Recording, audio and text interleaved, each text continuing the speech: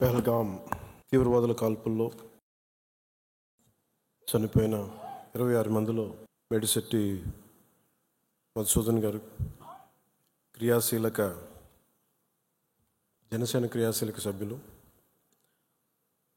ఆయన కూడా దీంట్లో బలయ్యారు.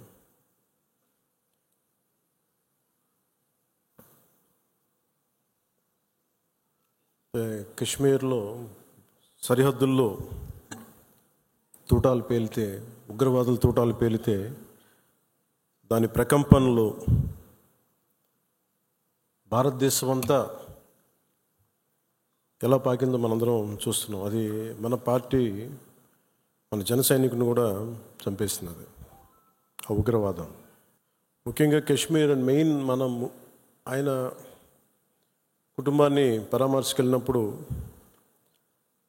వారి సతీమణి మాట్లాడింది, వాడి పిల్లలు ఎంత ఘాతుకంగా చంపారంటే, ఎంత క్రూరంగా చంపారంటే, ఐడి కార్డ్స్ తీసుకొని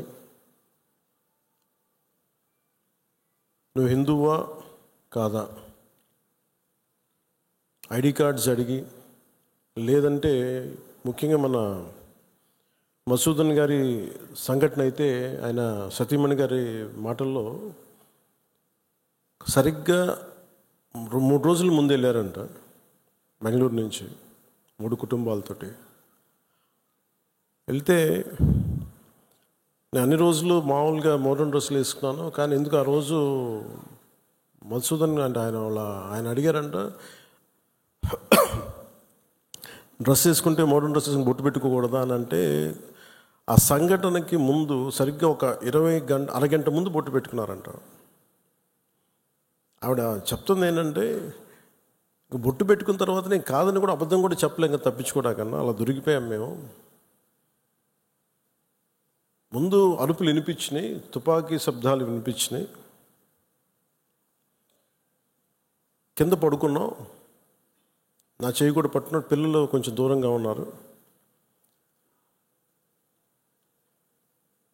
ఇదంతా కుటుంబం దాదాపు అలాగే ఆ గ్రౌండ్లో దాదాపు ఆ ఏరియాలో 400 నుంచి 500 మంది ఉండిపోయారు టూరిస్టులు. మసూదన్ గారు ఆయన సతీమణి చేయనే పట్టుకొని, ఏమవుతుంది మనకేమవుతూ, నువ్వు చూడకంటే ఆ బూట్ల చప్పుళ్ళు చాలా తాయితీగా వచ్చి, అంటే ఎందుకు మాట్లాడుతున్నానంటే ఎంత కోల్డ్ బ్లడెడ్తో చంపారంటే మనం ఊహించుకోలేం. అంటే షికారుకు వచ్చినట్టుగా వచ్చి వేటాడి వెళ్ళిపోయారు మనుషుల్ని.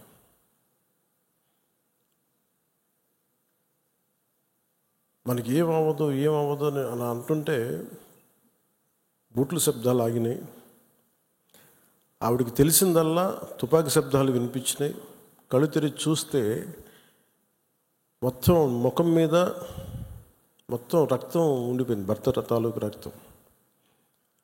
ఎంత క్రూరంగా చంపారంటే, నేను వైజాగ్ కూడా వెళ్ళాను చంద్రమౌళి గారి ఇంటికి. ఎక్కడ తల ఉండాల్సిన చోట తల లేదు. 35 బుల్లెట్లు 40 బుల్లెట్లు దింపారు తలలో, ర్యాపిడ్ ఫైర్ తోటి, ఆటోమేటిక్ గన్స్ తోటి. అంత దారుణంగా క్రూరంగా చంపేశారు. యుద్ధం ఎప్పుడు ఇంకొక ఆయుధం పట్టుకున్నవాడితో చేస్తాం, కానీ నిరాయుధులైన ఎంత నమ్మకం లేకపోతే కశ్మీర్కి వెళ్తారు. 22-23లో దాదాపు 2 కోట్ల మంది వెళ్ళొచ్చారు. అది ప్రెసిడెంట్ పాలన అంతకాలం వచ్చారు. మొన్న పాలన మారగానే అప్పటికి చాలాసార్లు ఎన్నికలు ఇంకా సంసిద్ధంగా లేదు కశ్మీర్ అని చెప్పినా కానీ కొన్ని పరిస్థితుల వల్ల కుదరలేదు, రాజ్యాంగ పరిస్థితుల్లో ఇంకా ఉండదు అని చెప్పేసి మళ్ళీ ఎప్పుడైతే రాష్ట్ర చేతికి వెళ్ళిపోయిన పగ్గాలు, మళ్ళీ తీవ్రవాదులు విజృంభించి చాలా కోల్డ్ బ్లడెడ్గా చంపేశారు అందరిని. మీరు ఊహించుకోండి, మనందరం ఒక సాయంత్రం అంటే మనకి కశ్మీర్కి మనకి ఏంటి సంబంధం అనుకుంటాం. గ్లోబల్ విలేజ్ని మాట్లాడుతున్నాం, ప్రపంచాన్ని. అమెరికాలో చిన్నపాటి ఇన్సిడెంట్ జరిగితే దాని ప్రకంపనలు ఆంధ్రాలో కూడా ఉంటాయి. It's become a global village. అలాంటిది దేశం సరిహద్దులు ఏమి జరిగినా, దేశం లోపల ఏమి జరిగినా దాని ప్రకంపనలు మనకు కూడా తగిలి తీరుతాయి. మేబీ ఒక సగటు మనిషిగా బతికే మనకి అంత అవసరం లేకపోవచ్చేమో, కానీ మామూలు మనిషికి అవసరం లేకపోవచ్చేమో, కానీ being a political party, regional పార్టీకి మనకు ఎందుకు అనే ఒక మైండ్ సెట్ ఉంటుంది. మన సంబంధం నేను చెప్తున్నప్పుడు బిగినింగ్లో జాతీయ సమస్యల గురించి నేను మాట్లాడుతున్నప్పుడు చాలా హాస్యాస్పదంగా ఉండేవాళ్ళు అందరూ నాతో. నీకు ఎందుకు ఇవన్నీ స్టేట్స్ విషయాలు చూసుకుంటే, state is a part of the country కదా, state is a part of the nation, how do we ignore? కానీ ఈ లిమిటెడ్, ఈ తక్కువ స్థాయి ఆలోచన విధానంతో మనం ఎప్పుడు బయట ఆలోచించాం, పరిధి దాటి ఆలోచించాం. సో ఇప్పుడు నేను ఆ దేశం కోసం ఎందుకు ఎంత తపన పడతానంటే, if borders are not secured, Kashmir భారతదేశం అదంచు దాటితే పాకిస్తాన్ వస్తుంది. ఆ హద్దులు బాగలేనప్పుడు దాని ప్రకంపనలు ఇక్కడ దాకా వస్తాయి. మియాన్మార్లో గొడవలు జరిగితే మనకు ఎందుకు అనుకోవడానికి లేదు. అక్కడి నుంచి రోహింగ్యాస్ వచ్చేసి ఇక్కడ మనకి ఆంధ్రాలో కూడా ఉంటారు చాలామంది. దాని ప్రకంపన దాని తాలూకు ఇంపాక్ట్ మనకి ఏముంటుంది అనుకుంటే, సడన్గా తక్కువ జీతాలకు పనిచేస్తారు వాళ్ళ అవసరార్థం. అప్పుడు ఇక్కడ ఉండే స్థానికులకి ఉద్యోగాలు రావు. సో బార్డర్ మేనేజ్మెంట్ అనేది చాలా కష్టమైంది. సో అందుకని మనందరం కూడా యాజ్ ఎ పొలిటికల్ పార్టీ, మీరందరూ కూడా క్రియాశీల కార్యకర్తలు ఉన్నారు, పెద్ద పెద్ద నాయకులు ఉన్నారు, వేదిక పైన ఎమ్మెల్యేస్ ఉన్నారు, మినిస్టర్స్ ఉన్నారు, గౌరవ మంత్రులు ఉన్నారు, ఎమ్మెల్సీస్ ఉన్నారు. Border management is very essential. మన చిన్నపాటి ఇంటి సరిహద్దులనే మనకు రోజు ఎవడన్నా పొలం ఉంటే ఆ సరిహద్దులను గట్టు జరిపాడా లేదని ఇంత ఆలోచిస్తూ ఉండే. చిన్న ఒక 2 ఎకరాల పొలం ఉంటేనే, ఒక 10 సెంట్లు భూమి ఉంటేనే, రోజు 2 సెంట్లు భూమి ఉంటేనే మనం ఎంత తెలుస్తాం. అలాంటిది కంట్రీ సరిహద్దుల్ని మనం చూసుకోకపోతే నాయకులుగా వచ్చే ఉపద్రవాలు ఇలా ఉంటాయి. మన దేశం ఎప్పుడు కూడా చాలా మెత్తని దేశం. ఉగ్రవాదులకి ఎందుకు సమాధానం చెప్పలేం. మీరు నిజంగా ఆవిడ పడ్డ బాధ చూస్తే ఇంత కనికరం అవసరం లేదు ఉగ్రవాదుల మీద అనిపించింది. నిర్దాక్షిణ్యంగా తీసేయాలన్నా. ఆవిడ అన్న మాటలు, చంద్రమౌళి గారు మేము మన వైజాగ్లో కనుక, ఆయన retired employee, bank employee, retirement plan ఏం చేయాలో, పిల్లలు అమెరికా వెళ్ళిపోయి ఏం చేయాలో తెలియక ఆయన జస్ట్ ఒక 5 రోజుల కన్నా వెళ్తే ప్రాణాలు పోయినాయి. మీరు ఊహించుకోండి, మన సరదాగా చాట్ తిందామని చెప్పి హైదరాబాద్లో గోకుల్ చాట్కి వెళ్తే బాంబ్ బ్లాస్ట్ జరిగింది, ప్రాణాలు పోయినాయి. Simple chat. అలాగే పార్క్కి వెళ్దాం, లుంబినీ పార్క్ వెళ్ళి కూర్చుందాం పిల్లా పాపలతో అంటే బాంబులు పేలినాయి. అంటే ఉగ్రవాదం తాలూకు పంజా అన్నిటి మీద ఉంటుంది. దీంట్లో దాదాపు 26 మంది చనిపోయారు. ఈ గుర్రాలని తీసుకెళ్ళి ఒక్కతను మటుకు ఒకే ఆయన ముస్లిం, మిగతా 25 మంది 25 మెంబర్స్ హిందూస్. అది కూడా ఆయన ఎదిరించాడు. ఆ గుర్రాలను తీసుకెళ్లే వ్యక్తి ఉగ్రవాదులను ఎదిరిస్తే ఆయన చంపేశారనేది వార్త. అంటే కశ్మీరు మనందరం ఒక అందమైన లొకేషన్ చూస్తే మేము చాలాసార్లు, అంటే నాకు ఎందుకు కశ్మీర్ అనేది ప్రత్యేకంగా నాకు తగులుతూ ఉంటుందంటే, యాజ్ ఎ లీడర్ మీరందరూ కూడా, యాజ్ ఎ పొలిటికల్ పార్టీ స్టేక్ హోల్డర్స్గా మీరందరూ you have to read history. అంటే ఇవి భవిష్యత్తులో జరగకుండా ఉండాలి అంటే దాని తాలూకు కశ్మీర్లో తూటాలు పేలితే దాని ప్రకంపనలు ఇప్పుడు మన పార్టీ దాకా ఎలా వచ్చినాయో, ఇది దేశం అంతా ఇట్లాగే ఉంది పరిస్థితి. అంటే ఒక వాస్తవాన్ని వాస్తవంగా చెప్పడంలో తప్పే ఉంది అన్న. మన జర్నలిస్టులు కూడా మాట్లాడుతూ ఉంటే ఒక వర్గం మీద ఇంకో వర్గం అంటే మీరు ఎందుకు ఇంత లోపాయికారిగా మాట్లాడతారన్న. కర్ర సన్నాయి నొక్కులను ఎందుకు నొక్కుతారు మీరు? When you are targeted based on your religion, let us say it, చెప్దాం దాన్ని. అంత మాత్రాన ద్వేషమని కాదు, ఉగ్రవాదుల మీద కోపం అది. మన నాయకులు, ఇంతమంది ముస్లిం నాయకులు ఉన్నారు ఇక్కడ మనకి.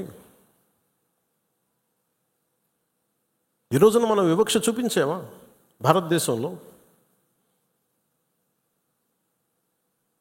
అన్ని వర్గాల మీద గొడవలు ఉంటాయి, చిన్న చితక గొడవలు లేకుండా ఎందుకు ఉంటాయి? ఒక ఇంట్లోనే గొడవలు ఉంటాయి. కానీ మన దేశం ఏర్పడిన విధానం మటుకు మన అందరూ అవగాహన చేసుకోవాలి. ఎందుకంటే ఎందుకు నేను 3 రోజులు సంతాప దినాలుగా ప్రకటించిన ఆ బాధ నాకు తెలుసు ఎలా ఉంటుందో. అప్పటికి మధుసూదన్ గారు చనిపోయిన సంగతి కూడా నాకు తెలియదు. ఎందుకంటే నేను 86 నుంచి 89 దాకా మన్నయ్య గారి చుని గారి సినిమాల్లో చాలాసార్లు మేము అక్కడికి వెళ్ళేవాళ్ళం. 3 to 4, 86 to 89. ఇంకా కశ్మీర్ ఉగ్రవాదం ఇంకా పైకి రానాలి, ఇంకా వచ్చి తొలి దశల్లో 89లో స్టార్ట్ అయింది. ఇంకా 90sకి దాదాపు ఎన్ని వేల మందిని చంపేశారు. కొన్ని లక్షల మంది కశ్మీరీ పండిట్స్ని వలసపోయేలా చేశారు. అంటే ఆ రోజు కనుక కశ్మీరీ పండిట్ల వలసను కనుక ఆపుండగలిగితే, అంటే ఎప్పుడు ఒక అలక్ష్యం, ఇది నా సమస్య కాదు, నా సమస్య కాదు వదిలేస్తే కశ్మీరీ పండిట్లు అక్కడే ఉంటారు, అక్కడే పుట్టారు, అక్కడే పెరిగారు. వేరే రాష్ట్రాల నుంచి కూడా రాలేదు, అందరూ అక్కడే పుట్టారు, అక్కడే పెరిగారు. లక్షలాది మంది కశ్మీరీ పండిట్స్ వలసలు వెళ్ళిపోయారు. నాకు పర్సనల్ ఎక్స్పీరియన్స్ ఏంటంటే 86, 89లో మేము షూటింగ్ల కోసం నేను కొంత ప్రొడక్షన్లో నేను పనిచేశాను. కొంచెం ఏదైనా కావాలంటే అవసరాలుగా మార్కెట్కి వెళ్ళాను. శ్రీనగర్ మార్కెట్కి వెళ్తే ఫస్ట్ ఇయర్ బాగానే ఉంది, కానీ 86లో 87, 88కి చాలా ఇబ్బంది అయిపోయింది. ఇంకా 89 దగ్గరికి వచ్చేటప్పటికి షూటింగ్ జరుగుతుంటేనే గొడవలు అయిపోయాయి.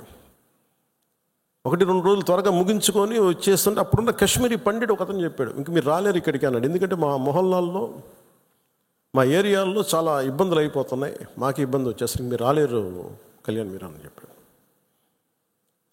అంటే ఆ రోజు నుంచి ఈ రోజు దాకా కశ్మీర్ ఎప్పుడు ఒక మండుతున్న సమస్య.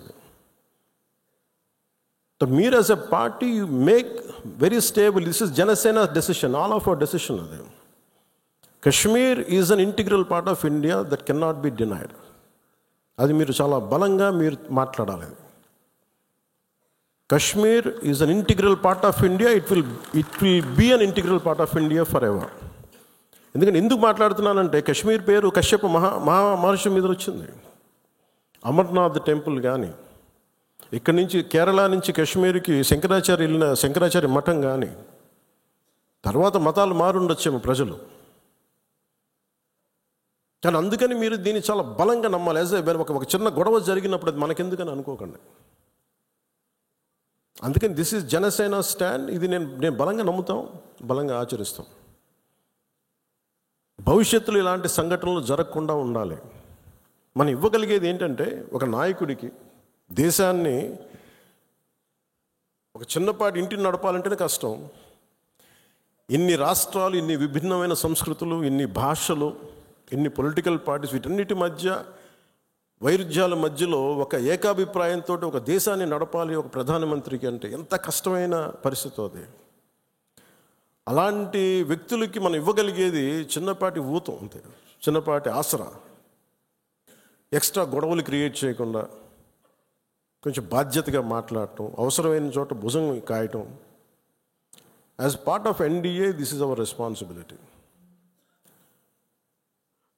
ఎందుకు నేను దీన్ని ఫస్ట్ టైం, నేను ఇప్పుడు దాకా మాట్లాడిన విధానంలో కొంచెం సాఫ్ట్గా ఫస్ట్ టైం నేను ఎందుకు హిందూ, టార్గెటెడ్ హిందూ, మిగతా వాళ్ళు ఇబ్బంది పడుతూ ఉన్నారు మాట్లాడటానికి. ఉగ్రవాదులు టార్గెట్ చేసి హిందువులను చంపారు, ఇది సత్యం అంతే. వాళ్ళు అన్న మాట నాతో ఏంటంటే, మధుసూదన్ గారి భార్య, ఇఫ్ ఆమె ముస్లిం నన్ను స్పేర్ చేసేవాళ్ళు సార్. మేము చేసింది పాపం, బీయింగ్ హిందూ పుట్టడమా మేము చేసింది? కనీసం మా చేతుల్లో ఆయుధాలు కూడా లేవే, మేము సైనికులం కూడా కాదే, మేము బిడ్డలిద్దరు అక్కడే ఉన్నారు. నేను ఆలోచించలేదు ముందు, నేను అనుకున్నాను ఆయన ఒక్కైనా వెళ్ళారేమో, అలా చనిపోయారేమో అనుకున్నాను. కానీ అయితే కుటుంబం అంతా ఉంది, ఇంకో 2 ఫ్యామిలీస్ ఉన్నాయి. అందరి ముందు దారుణంగా చంపేస్తే, ఇంకా ఇది భారతదేశం కాబట్టి చాలా 7 దశాబ్దాల తర్వాత మాట్లాడుతున్నాం మనం. కశ్మీర్ని 3 సార్లు, మన పాకిస్తాన్ని 3 సార్లు ఓడించాం. సహనం ఎక్కువైపోయింది మన దేశానికి. ఎందుకంటే కంట్రీ మనుషులే సహనం ఎక్కువ మనకి. ఏదైనా అతి చేస్తే మంచిది కాదు, అతి సహనం కూడా మంచిది కాదు, మితిమీరిన మంచితనం కూడా మంచిది కాదు. ఇష్టారాజ్యంగా వచ్చి కాల్చేసి వెళ్ళిపోతాం అంటే మనం ఎందుకు కామ్గా ఉండాలి?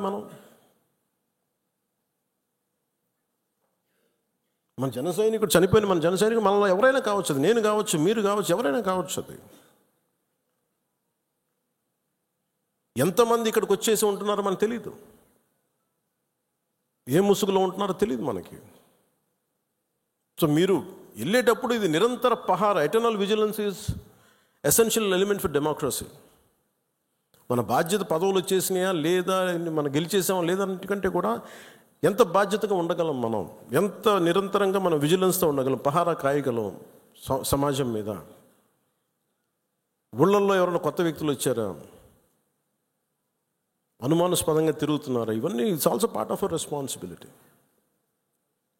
సో నాకు ఇది 3 సార్లు యుద్ధం ఓడిపోయిన తర్వాత మన మంచితనం ఇంకా అర్థం చేసుకుంటే ఇలాగ వచ్చి ఇళ్లలోకి వచ్చి చంపుతారు. షికారుకి వెళ్తే, సరదాకి వెళ్తే చంపేస్తారు. దీనికి మటుకు చాలా బలమైన స్టాండ్ తీసుకోవాలి. అందుకే నాయకులందరికీ కూడా, జన సైనికులందరికీ కూడా, వీరమలందరికీ కూడా ఇది ధైర్యంతో కూడుకున్న పని. ఉగ్రవాదులను ఎదుర్కోవడం అంటే ధైర్యంతో కూడుకున్న పని.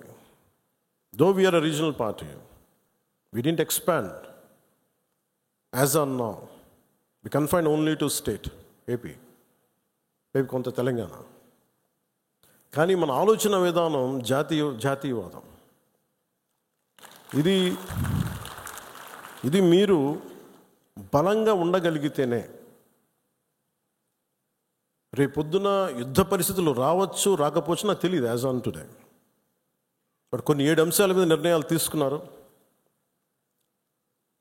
ముందు వాటర్ ఆపారు అంటే కొంతమంది మాట్లాడుతారు, కొంతమంది లీడర్స్. ఎంత లౌకికవాదం, ఎంత సెక్యులరిజం అంటే అందరికీ, ఎంత సెక్యులరిజం అయిపోయిందంటే అందరికీ. నేను అనేది మన కంట్రీ స్లోగనే సత్యమేవ జయతే. Unlike America, in God we trust అంట. 3 కోట్ల దేవతలున్న దేశాలలో మన సత్యాన్ని నమ్ముతాం, కానీ మన అమెరికాలాగా ఇన్ గాడ్ వి ట్రస్ట్ ఒక దేవుడిని పెట్టలేదు మన దేశంలో. We're beyond religion, we're beyond God. Truth is eternal. సత్యం అంటే ఏంటి? ఒక తప్పుని తప్పుగా చెప్పడం, ఒప్పుని ఒప్పుగా చెప్పడం. If I make a mistake, I'll say admitted it's a mistake. Constant కరెక్షన్లో ఉండాలి. ఎటర్నల్ ట్రూత్ అది. అలా కాకుండా ఇంత 26 మంది చనిపోతే, మత ప్రాతిపాదికను చంపినా కానీ మన సెక్యులర్ వాదులు, సో కాల్డ్ సూడో సెక్యులరిస్ట్, వాళ్ళు ఏం మాట్లాడుతున్నారు? మతం అడిగి చంపలేదంటారు. చనిపోయిన మధుసూదన్ గారి భార్య, అందరూ వాళ్ళ అబద్ధాలు చెప్తారు. వాళ్ళు పాకిస్తాన్ని ప్రేమిస్తూ అంటారు. వీళ్ళందరూ ఇక్కడ భారతదేశంలో కూర్చొని మీరు పాకిస్తాన్ని ప్రేమిస్తుంటారు. మొన్న కొంతమంది నాయకులు డిబేట్లో మాట్లాడుతుంటే చూస్తున్నాను. మీరు పాకిస్తాన్ అంత ప్రేమిస్తే దయచేసి పాకిస్తాన్కి వెళ్ళిపోండి, ఇక్కడ ఎందుకు? పాకిస్తాన్ మీద మీకు అంత ప్రేమే ఉంటే, ఇది మాట్లాడుతున్న పని ఏదైనా వీళ్ళందరూ కూర్చొని కాంగ్రెస్ నాయకులు వీళ్ళందరూ, కొంతమంది ఎమ్మెల్సీలు కూడా ఉన్నట్టుగా అనిపించింది నాకు చూస్తుంటే. ముఖ్యంగా సౌత్ నుంచి ఉన్నారు కొంతమంది సీనియర్ కాంగ్రెస్ నాయకులేమో, కాంగ్రెస్లోనే విభేదం ఉంది. మేము వెళ్ళిపోతే మీరు పాకిస్తాన్ని, మీరు భారతదేశంలో దాడి జరిగినప్పుడు భారతదేశానికి నిలబడాలి తప్ప పాకిస్తాన్కి నిలబడతాం మీరు సెక్యులరిజం అంటే అది ఏ ససేమిరా, ఎవరు ఒప్పుకోరు. ఇక్కడ ఆ బలం మనం చూపించాలి. మనం ప్రాణాలు పోతే తిరిగి వస్తాయా? ఆయన ప్రాణాలు పోయినాయి, ఆయన బిడ్డల పరిస్థితి ఏంటి? ఆయన భార్య పరిస్థితి ఏంటి? మెరిట్ మీద ఉద్యోగం సంపాదించుకున్న అబ్బాయి,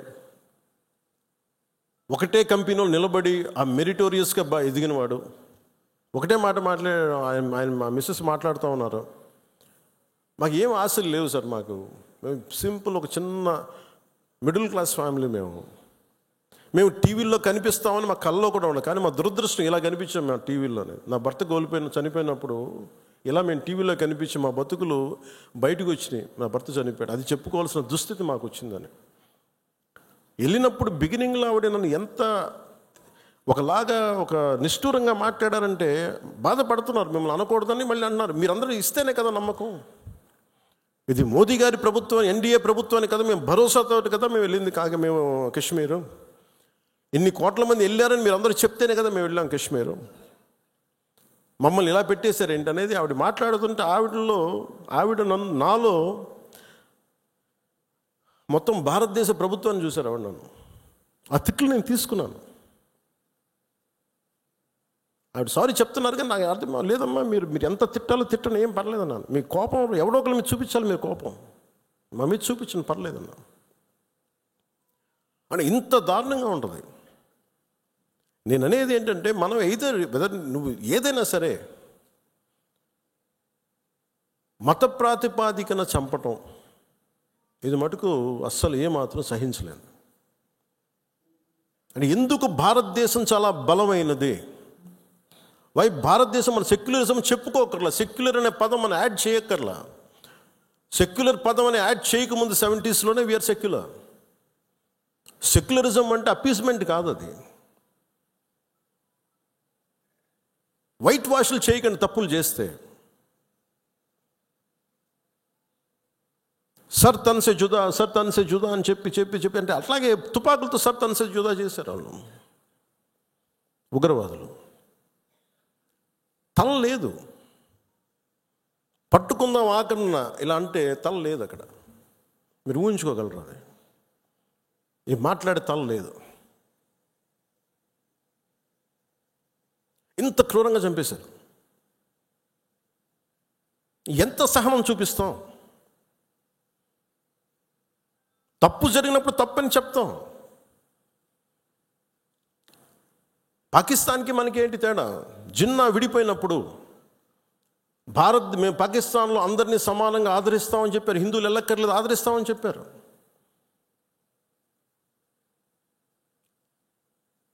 2 కోట్ల పైన ఉండే, చాలా కోట్ల ఎక్కువ, అంత జనాభా ఉండే చోట ఈరోజు జస్ట్ పట్టుమని కొన్ని లక్షల్లో ఉంటారు పాకిస్తాన్లో హిందువులు, అంతే. బట్ వేరస్ మన దేశంలో పాకిస్తాన్లో ఎంత జనాభా ఉందో ముస్లిం జనాభా అంత జనాభా ఇక్కడ ఉంది. That's what India is. అంటే మనం నిజంగా ఈ సోకాల్డ్ సూడో సెక్యులర్ వాదులు చెప్పిన విధానంగానే అయితే నిజంగా అసలు ఇంతమంది ముస్లిం పాపులేషన్ ఉంటుందా? ఇంత వివక్ష చూపించే దేశం అయితే, హిందువులే నిజంగా వివక్ష చూపించే దేశమే అయితే ఇన్ని లక్షల మంది ఉండగలరా? అసలు ఇన్ని కోట్లాది మంది జనం ఉండగలరా? పాకిస్తాన్లో ఎంత ముస్లిం జనాభా ఉందో భారతదేశం అంతే ముస్లిం జనాభా ఉందో. దాదాపు అంత వివక్ష హిందువులకి ఎందుకు ఉంటుంది? హిందూస్ అక్కడెక్కడ కొంతమంది నాయకులు ఉన్నారేమో, మనకు తెలీదు. సంఘటనలు జరుగుతూ ఉంటాయి. మొన్నటికి మొన్న బంగ్లాదేశ్లో హిందువుల మీద దాడులు జరుగుతూ ఉన్నారు, విగ్రహాలు కాల్చేస్తూ ఉన్నారు, దుర్గాదేవి ఆలయాలు కాల్చేస్తూ ఉన్నారు. నేను మాట్లాడుతున్నప్పుడు మనకెందుకు సార్ అంటారు. అక్కడి నుంచి శరణార్థులు వచ్చేస్తారు, అప్పుడు ఇక్కడికే వస్తారు. దేశం మొత్తం అప్పుడు మన స్థానికులకు ఉద్యోగాలు పోతే అప్పుడు మీకు ఓకేనా అన్న. ఆ దేశం బాగుంటేనే మనం ఇక్కడ ఉద్యోగాలు మన వాళ్ళకి ఇవ్వగలం. 2 రాష్ట్రాల మధ్య కూడా, తెలంగాణ కానీ ఆంధ్ర కానీ, ఇక్కడి నుంచి మీరు వచ్చేస్తే మా ఉద్యోగాలు పోతున్నాయనే కదా సెపరేట్ స్టేట్ అయింది. అలాంటిది ఎక్కడి నుంచో శరణార్థులు, వాళ్ళ యుద్ధ పరిస్థితులు బాగలే, వాళ్ళ వాతావరణ పరిస్థితులు బాగలేక మనకు వచ్చేస్తే అది మనకు అదనపు భారం, అది దేశానికి కూడా. అంతేగాని దీంట్లో మన దీంట్లో వివక్ష ఏమి ఉండదు. It's a practicality. Why this country can't afford too much of migration. Already ఇన్ని కోట్ల మంది జనాభా, వీళ్ళకి ఉద్యోగ అవకాశాలు, వీళ్ళకి ఉపాధి అవకాశాలు, వీళ్ళకి విద్యా అవకాశాలు, వీళ్ళకి గృహ అవసరాలు ఇవ్వడమే కష్టం, తపన పడాలి. అలాంటిది ఇంకా అదనంగా ఎక్కడి నుంచో వచ్చేసి వేరే దేశాల నుంచి ఎక్కడ తీసుకుంటాం? అది ప్రపంచం అంతా ఇదే సమస్య ఉంది. సో అలాంటి సమయంలో ఇది మనందరి బాధ్యత. ఇది నేషన్ సంబంధించిన సమస్యలు, మన సమస్యలు కూడా. మనం ఎక్కడో కావల్లో కూర్చున్నాం, లేదంటే నెల్లూరులో కూర్చున్నాం, సూలూరుపేటలో కూర్చున్నాం, బిట్రగుంటలో కూర్చున్నాం, లేదంటే ఎక్కడ కూర్చొని మారుమూల గోదావరి జిల్లాలో కూర్చొని కుదరదు. దీని ఇంపాక్ట్ మొత్తం మీద ఉంటుంది. ఇది మనందరి బాధ్యత. ఇది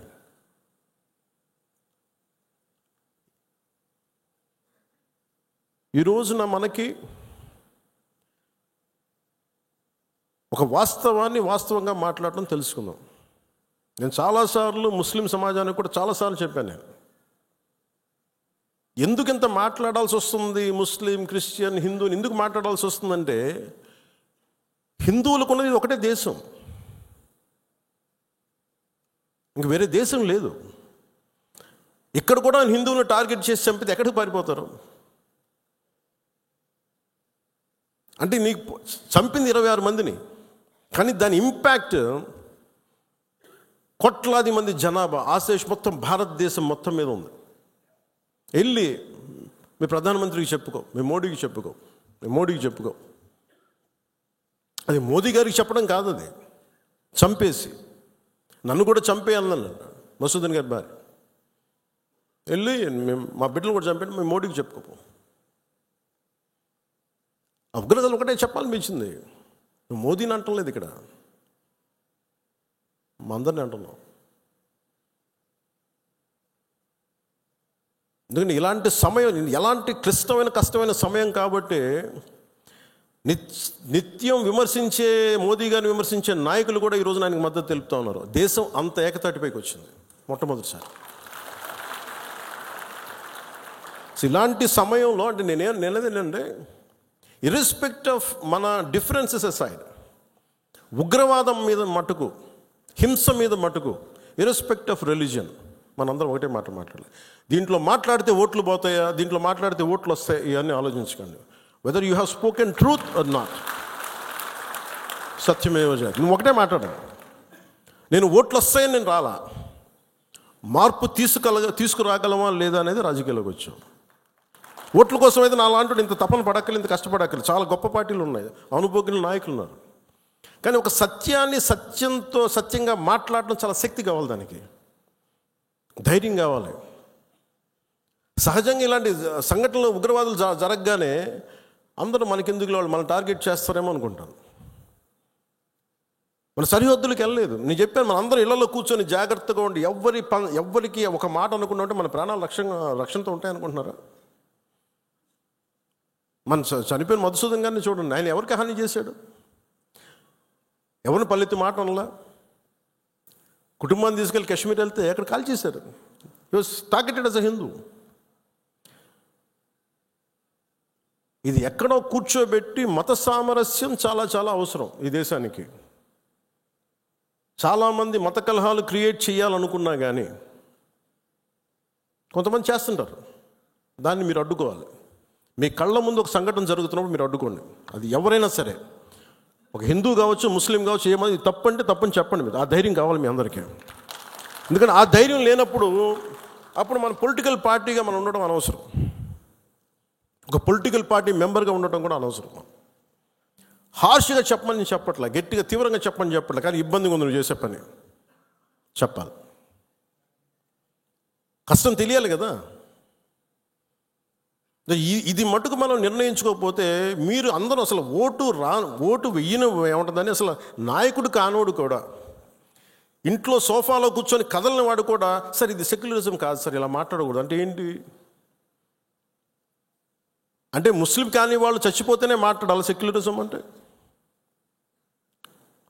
హిందువులకు జరిగితే మాట్లాడకూడదా? That can be defined as secularism. ఇది సమస్య మన దేశంలో. అందుకని ఇలాంటి ఈరోజు నాయకులందరికీ, మన జన సైనికులందరికీ కూడా, విరమణలు అందరికీ కూడా నాకు ఒక విన్నపం ఏంటంటే, సెక్యులరిజం అనే పదానికి మీరు ఈ పడికట్టు డెఫినేషన్ మీరు తీసుకోకండి. ఇది మటుకు మీరు చాలా చాలా స్పష్టంగా తీసుకోవాలి. నేను చాలాసార్లు చెప్పాను, ముస్లిం సమాజంలో చాలామంది వచ్చి అడిగినప్పుడు, మీకు ఏదైనా ఇబ్బంది వస్తే మొట్టమొదటి గొంతు ఎత్తేది నేను, మీకు గుర్తుపెట్టుకోండి. కష్టం వచ్చింది, ఎందుకంటే ఎందుకంటే నేనేం మాట్లాడుతున్నానంటే, సార్ ఇది మనందరం ఇక్కడ మనం పాకిస్తాన్ ఇస్లామిక్ రాజ్యం, అది they announced Pakistan is an Islamic nation. But India is not a, మనం చెప్పుకోవచ్చు కదా, this is a Hindu nation చెప్పచ్చు కదా. మనం ఎందుకు చెప్పం? మన మూలాల్లో మతం అనేది ఒక విధానం అంతే. అందుకని మనం చెప్పాల్సిన అవసరం లేదు. అంటే ఈ సందర్భంగా ఇది ఏ భాషలో తర్జుమా చేసుకుంటారో తెలియదు, ఇది కశ్మీర్ దాకా వెళ్తుందో ఇంకొకటికి వెళ్తారో తెలియదు, కానీ ఒకటే ఉగ్రవాదులకి ఒకటే సందేశం, ఇది వరకు లాంటి భారతదేశం కాదు, ఇది కొత్త భారతదేశం. ఇది ఎందుకంటే మేము చాలాసార్లు విసిగిపోయి ఉన్నాం. చాలాసార్లు విసిగిపోయి ఉన్నాం. మీ ఇష్టానికి వచ్చి కాళ్ళు చంపుతానంటే ప్రాణాలు ఎలాగపోతాయి మాకు తెలుసు. As well as will fight and let our life go. దాన్ని సిద్ధపడే వచ్చాం రాజకీయాల్లోకి. ఉట్టిన ఎందుకు వస్తాం? పదవులుగా. పదవులు లేకపోతే మనకి ఏమొస్తుంది? ఇంకా బాగుంటుంది. పదవులు లేకపోతే స్ట్రెస్ ఉండదు. అందుకని పదవులు ఆశించేది ఏది ఎవరైనా సరే ఇది బాధ్యత. ఇది మనందరం బలంగా మాట్లాడాలి. అలాగే ఈ సందర్భంలో పోయిన ప్రాణాలని మనం ఎలాగ తిరిగి తీసుకురాలేం. పెద్ద ఎర్నింగ్ మెంబరు చనిపోయాడు కుటుంబంలో, మధుసూదన్ గారి కుటుంబంలో. సో మనందరి తరపున, మీ అందరి తరపున, పార్టీ తరపు నుంచి ఆయనకి ఒక 50 లక్షల రూపాయలు ఆయన కుటుంబానికి అందజేస్తున్నాం. అని నాకు ఎప్పుడు డబ్బులు అనౌన్స్ చేయడం ఇబ్బందిగా ఉంటుంది.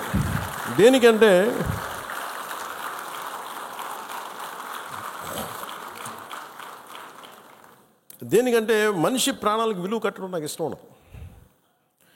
కానీ కొన్ని సందర్భాల్లో అది చిన్నపాటి ఊతం అవుద్ది అంతే. పిల్లల చదువులకు కావచ్చు, ఇంకోటి కావచ్చు. ఇవన్నీ కాకుండా మధుసూదన్ గారి కుటుంబానికి, వారి కుటుంబ సభ్యులందరికీ ఈ సందర్భంగా నేను ఒకటే విన్నవించుకుంటున్నాను. మీకు ఏ కష్టం వచ్చినా సరే మేము ఉన్నాం. మేము మీతో ఉన్నాం. ఏదో ఈరోజు ఒక 50 లక్షలు ఇచ్చి మిమ్మల్ని వదిలేయటం కాదు. మీకు ఏ కష్టం ఉన్నా సరే వాళ్ళకి మన పేషెంట్ నెంబర్స్ కూడా ఇచ్చాను. Any time you can reach out. మీకు ఏది అవసరం ఉన్నా. ఎందుకంటే చెప్పిరావు ఉపద్రవాలు. అని నాకు ఏమనిపించిందంటే, ఆ పిల్లోడిని మాట్లాడుతుంటే, మధుసూదన్ గారి కొడుకుని చూస్తుంటే ఒక్క సంఘటనకు పెద్దోడు అయిపోయాడు అబ్బాయి. 10 ఏళ్ళు ఏజ్ వచ్చేసింది. 10 ఏళ్ళు ఎంత ఉంటాయి అంతే, 10-11 ఉంటాయి అంతే. ఒక 20 ఏళ్ళ కుర్రోడు ఎలా మాట్లాడుతాడో అలా మాట్లాడుతున్నాడు అబ్బాయి. ఒక చిన్నపాటి సంఘటన చాలు. నేను చాలాసార్లు అనుకుంటాను, పాలిటిక్స్లో రాకముందు రిస్క్ అది ఇది అనుకుంటే నేను అనుకునేవాడిని సింపుల్గా రోడ్డు మీద వెళ్తుంటే కూడా చచ్చిపోవచ్చు కదా. As well as embrace an ideology, ఒక భావజాలాన్ని పట్టుకోండి. దానికోసం చనిపోతే మంచిది కదా, ఉత్తి పుణ్యాన్ని చచ్చిపోవడం కంటే కూడా. ఇక నాకు మొన్న నా కొడుకు ఒక ఫైర్ యాక్సిడెంట్లో చిక్కుంటే నాకు అనిపించింది. సింపుల్ సమ్మర్ క్యాంప్ అది. ఫైర్ యాక్సిడెంట్లో చిక్కుకుంటే పక్కన ఉన్న ఒక బిడ్డ చనిపోయింది. ఇంకో పక్కన ఉన్న బిడ్డ మొత్తం కాళ్ళు చేతులు మొత్తం కాలిపోయినాయి. వీడికేమో లోపలికి అంతా ఈ కొంత ఫస్ట్ డిగ్రీ జరిగినాయి బర్న్స్. తర్వాత లోపలికి సూట్ ఉంటుందని గాలి పీల్చేయటం వల్ల ఆ పొగ. నా కొడుక్కే అర్ధరాత్రి పూట లేచి ఆ మేడపై నుంచి పడిపోతున్నట్టు కళ్ళు వస్తాయండి. సైకాలజిస్ట్ చూపిస్తున్నారు ఇప్పుడు. అలాంటిది మధుసూదన్ గారి పిల్లల్ని చనిపోయిన ఇన్ని కుటుంబాల తాలూకు మీరు వాళ్ళు ఆలోచించండి. వాళ్ళు పడుకుంటే నిద్ర పడద్దా? తుపాకులు వస్తాయి, తుపాకీ చప్పుళ్ళు వినిపిస్తాయి, భర్త హాహాకారాలు వినిపిస్తాయి, తండ్రి ప్రాణాలు కోల్పోవడం వినిపిస్తాయి. ఎంత ఘాతుకం ఉంది. ఒకటి చనిపోవడం, ప్రాణాలు కోల్పోవడం ఒకటైతే, మానసికంగా దాన్ని తేరుకొని బయటికి రావడం చాలా చాలా కష్టం. అందుకని ఇలాంటి పరిస్థితుల్లో చనిపోయిన 26 మంది మరోమారు నా సంతాపం తెలియజేసుకుంటూ మనస్ఫూర్తిగా అందరూ వారి కుటుంబాలకి, వారి అందరి కుటుంబాలకి దాదాపు మీకు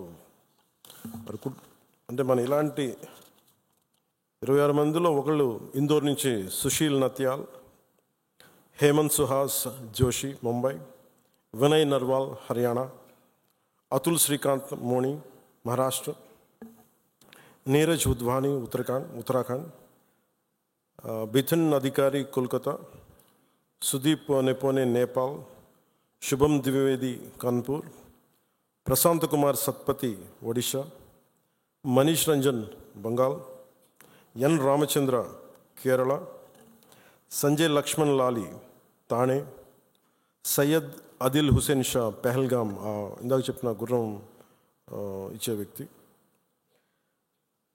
దినేష్ అగర్వాల్ చండీగఢ్, సమీర్ గుహా ఫ్రమ్ కోల్కతా, దిలీప్ దాసలి ముంబై, జేఎస్ చంద్రమౌళి విశాఖపట్నం, మధుసూదన్ రావు సోమిశెట్టి కావలి, సంతోష్ జగడ పూణే, మంజునాథరావు కర్ణాటక, కస్తూబా ఘన్వోటే పూణే, భరత్ భూషణ్ బెంగళూరు, సుమిత్ పరామర్ గుజరాత్, యతేష్ పరామర్ గుజరాత్, తాగే హేల్యాంగ్ అరుణాచల్ ప్రదేశ్, శైలేష్ భాయ్ హెచ్ హిమ్మత్ భాయ్ కలాటియా గుజరాత్. 26 మంది మృతులకి, ఉగ్రవాదుల తుపాకులకి, బుల్లెట్కి బలైన వ్యక్తులందరికీ కూడా మరోమారు మా జనసేన తరపు నుంచి, మనందరి తరపు నుంచి హృదయపూర్వకంగా సంతాపాన్ని తెలియజేస్తూ, మనందరి సంతాపాన్ని తెలియజేస్తూ, మరోమారు మధుసూదన్ రావు గారి కుటుంబానికి నా ప్రగాఢ సానుభూతిని తెలియజేస్తూ, అలాగే చంద్రమౌళి గారి కుటుంబానికి నా ప్రగాఢ సానుభూతిని తెలియజేస్తూ, మీకు అండగా ఉంటామని తెలియజేసుకుంటూ, అలాగే జేఎస్పీ మెంబర్షిప్, మన క్రియాశీలక మెంబర్షిప్ తీసుకున్న దాంట్లో ఇంకా మన ఇచ్చే 50 కాకుండా ఇంకొక 5 లక్షల రూపాయలు అదనంగా వస్తుంది, అది కూడా సిద్ధం చేసాం. ఇవన్నీ కాకుండా రాష్ట్ర ప్రభుత్వం నుంచి కూడా ఇంకొంచెం అదనంగా మనం ఏదైనా ఇవ్వగలమా లేదనేది గౌరవ ముఖ్యమంత్రి శ్రీ నారా చంద్రబాబు నాయుడు గారితో కూడా ఒకసారి చర్చించి నిర్ణయం తీసుకుంటామని తెలియజేసుకుంటూ, చాలా దూర ప్రాంతాల నుంచి చాలా తక్కువ సమయంలో ఇక్కడికి విచ్చేసిన మన గౌరవ ఎమ్మెల్యేస్ అందరికీ, గౌరవ మంత్రివర్యులందరికీ, కొత్తగా పదవి బాధ్యతలు తీసుకున్న చైర్మన్స్ కానీ, స్థానిక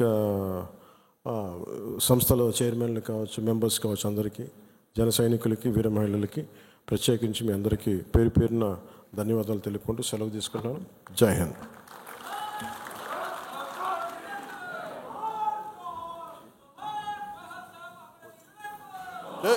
జోహార్